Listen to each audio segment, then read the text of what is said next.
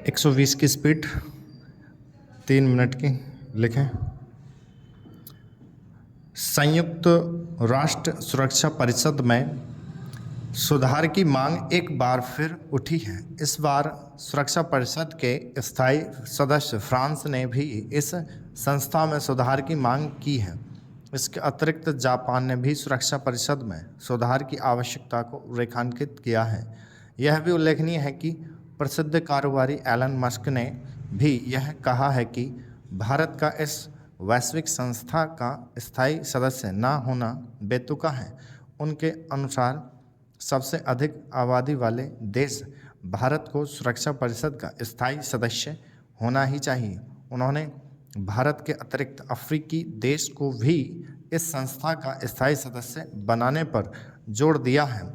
यह पहली बार नहीं है जब संयुक्त राष्ट्र सुरक्षा परिषद में सुधार की मांग उठी है। पिछले कुछ वर्षों में इस तरह की मांग बार बार उठती रही है। खुद भारत भी कई अंतर्राष्ट्रीय मंचों से यह कह चुका है कि यदि संयुक्त राष्ट्र को प्रासंगिक बने रहना है तो उसकी सुरक्षा परिषद में सुधार करना ही होगा। सुरक्षा परिषद में भारत की दावेदारी का कई अन्य देश भी समर्थन करते रहते हैं, लेकिन स्थिति ढाक के 3 पात वाली है। इसका एक बड़ा कारण यह है कि इस संस्था के 5 स्थायी सदस्य यानी अमेरिका, ब्रिटेन, फ्रांस, रूस और चीन इस पर एक मत नहीं हो पा रहे कि सुरक्षा परिषद में सुधार किस तरह हो। उनमें इसे लेकर भी सहमति नहीं बन पा रही है कि किन नए देशों को इस विशिष्ट संस्था का स्थायी सदस्य बनाना चाहिए।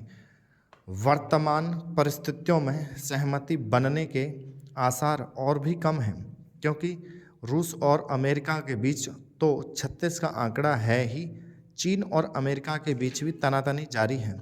सुरक्षा परिषद में सुधार कितना आवश्यक हो चुका है यह इससे समझा जा सकता है कि यूरोप के 3 देश इसके स्थायी सदस्य हैं, जबकि वहाँ विश्व की केवल 5% आबादी रहती है।